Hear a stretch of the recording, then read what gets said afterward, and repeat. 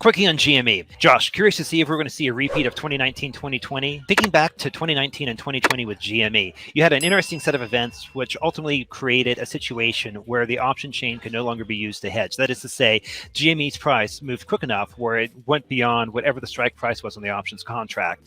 This, of course, led to the very fond memories that I'm sure you and I have of February, March, and then beyond. Also, just some bitter memories too, but we'll just kind of set those aside for the time being. My point is that looking forward at the end of 2022 and the beginning of 2023, where we sit right now, the GME options chain, which I'm by no means I'm an expert on this stuff, so please, this is just more so my notes and observation. It's that you've got this, I don't know if you can see my cursor right here, but you have 165,000 contracts that are backed up, probably as a volatility play. It doesn't mean that's certainly how I'm treating it, at the 237.50. For all those who remember, I think these were the 950s, right? The old 950s. But what's interesting about this is that, number one, in January, you have an annual contract. So typically you should have, I believe, the biggest accumulation of positions backing up there. The second thing that you have on this is that I believe this is the last contract in existence that goes back through time to touch the initial volatility spikes. Or when I say initial, to touch the initial spikes, think January 2020, February of 2020. I think that's it. So my point, though, is from all of this is that if you have another set of circumstances that catches market players off guard, well, all of a sudden you have the same scenario where the price of the internet, that is the price of GME, shoots far beyond the price of shoots far beyond the strike of the option chain. So just to be clear, this is the very unrealistic thing of saying if GME suddenly goes up quick enough where it goes beyond 237.50, which is the top of the chain right now, that exists, then I wonder if there's going to be a similar situation that plays out that we saw at January 2020. Now, obviously, I say this with a great amount of hopium and delusion because this would be very beneficial for myself and probably you too and a few other people we know. But I just kind of note that as an interesting thing. The other thing I find interesting about this is the psychology of it, in the sense that the first time around, arguably what created the crash, as I understand it, the big hat tip to Pi-Fi for spending the last 2 years, patiently, with the patience of the saints, going over and explaining and re-explaining this over and over and over again, was that when people started to sell off their option calls, essentially when they PCO'd, when they turned off the buy button and said another way, it relieved the gamma pressure on the option market maker, which was one of the big things that was driving the FOMO and forcing people in. So if you shut down the FOMO gate or whatever, right, the thing started to collapse.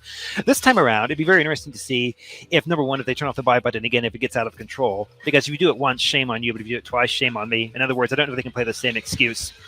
And the second thing from all of this is that if more and more people demand, or if you have better educated retail this time around, that instead of accepting cash settlement for their options, basically demands delivery of the underlying, that'd also be a very interesting thing, because I suspect that would also skew, or if enough retail demanded delivery of the underlying versus cash settlement that went outside the bounds that the option market maker used to hedge their, I believe that would be gamma exposure. In that front. So in other words, the option market makers on the hook for more shares than they thought they would have to be, because more people demanding delivery versus cash settlement. That would also be a very interesting position to be in. Again, I have no clue what's going to happen. This is very unrealistic.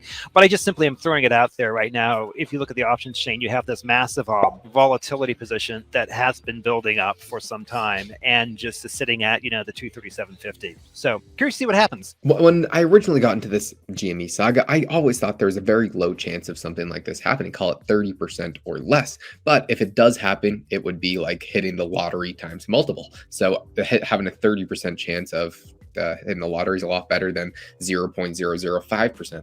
So I think the probabilities are much better. But as the time has continued, I think we are much lower than 30% chance now, maybe closer to 5% chance of anything happening. I don't see the option volume anymore.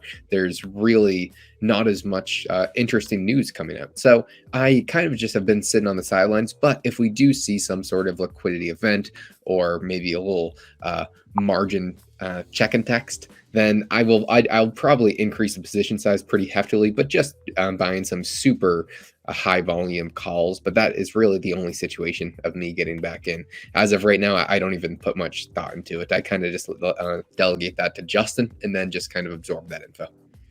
There's three things I would add on this front. Pi-Fi did a really good DD, put it out a few months ago. We'll put a link in the show notes below. It's called When the River Runs Dry, where he's talking about liquidity and what they have to do to release liquidity.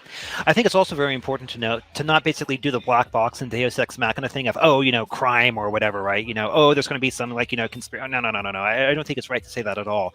I think it's also correct to note that since then the big players, the people who are short, the usual suspects, the Citadels, the Susquehannas or whatever, right? Yeah, of course they've changed the rules to be more so in their favor. In other words, that means it's hard to go through. So I think those are all bearish things for the GME, or for another repeat of what we saw in 2019, 2020. However, I will also note this too. As I said many times before, I'm a big fan of Rickards, and Rickards talks a lot about complexity theory, and this is the keyword on complexity theory. If you increase the complexity linearly, the cost of the complexity increases exponentially. Simple example. Suppose you're driving your car going 60 miles an hour and you have 100 units of wind resistance. Then let's say you speed up 10%. So now you're going 66 miles per hour. Well, your wind resistance doesn't go up 10% from 100 units to 110 units. Rather, it'll go up to 150 units. So yes, you only went up by 10% in terms of your speed, but the cost, the wind units, the resistance you want to push out of the way of the car, it actually went up by 50% in that regard. And so that's kind of the thing that I think you want to bear in mind when it comes to these very complex market systems, as of what the market is that when you have these emergent properties that exist. So in other words, the more they fiddle, the more they try to change the rules, the more they add in various exceptions or whatever, right? It all works fine as long as the assumptions that these models rest on do not change. And that's kind of what happened in the first thing, is that people had a constant that was actually a variable. And that's kind of what blew things up. So what I would say is, well, I do think there's a very strong bear argument that should not be discounted or ignored, saying that, yes, of course the big players have stacked the game in their favor. Of course the SEC wants normal market operations, and to the point where they will, I don't want to say look the other way, but they would probably look very favorable on something that would stop, these volatility events from occurring. So you've got all that on one side, but on the other side now, you have arguably a more complex system. And this is where you kind of get into the geopolitical macro angle. You also have a system that is starting to have to come to terms with changing variables that haven't been changed in a long time. So the simplest way to say that is think the rising interest rates, and then factor that into, let's say, a dollar squeeze abroad, where you suddenly have market participants who are no longer willing to trust swap contracts or something like that.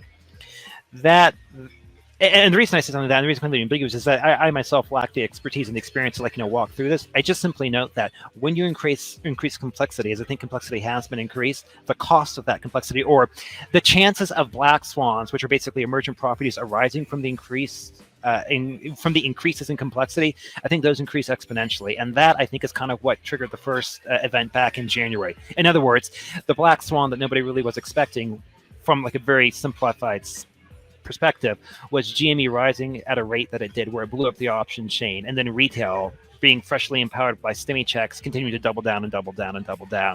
That was the constant that changed. People just assumed retail would sell out or whatever, right? And they didn't. So anyways, Justin, what's your thoughts on DRSing getting more and more percent of the float? Do you put anything on that? I would assume that DRSing, and this is again me trying to remember what PyPy said, would increase the volatility, because I would assume that there's less float out there that exists. The thing with DRSing is that, if people think DRSing is here's this is my shooting from the hip without any real insight on it whatsoever. I suspect DRS is a necessary but not a sufficient condition to create a gamma event 2.0. In other words, it by itself isn't going to do anything. But DRSing in conjunction with other things, for example, people loading up on volatility positions, people opting to take delivery of their shares, people being clever with options or whatever, right? That, and all those themselves might not be sufficient, but they might be necessary conditions. So when you have all these pieces that get stacked together, that's when you create this, not tidal wave, but that's when you create this, confluence of events. These are the emergent properties coming together to create this ball of a problem that wasn't necessarily anticipated. Now, in hindsight, we can see it, but looking into it, it's much harder to do that. Are you doing, because you're talking about this next big OPEX expiry, are you going to be doing anything for that? My existing positions, and I've always had a very big I've always had a very big 950. Yeah. I mean, I'm so under the water on those. It's kind of just you're strangling them till you both probably black out. Yeah. That's gonna be a big thing. But anyways, yeah, I would definitely say, if you want to know more about this, especially the mechanics, always, check out Girk's channel. Tremendous resource. Really try to check out and understand the River Runs Dry. River Runs Dry DD. I'll put a link below. And again, you just educate yourself, manage your risk, whatever.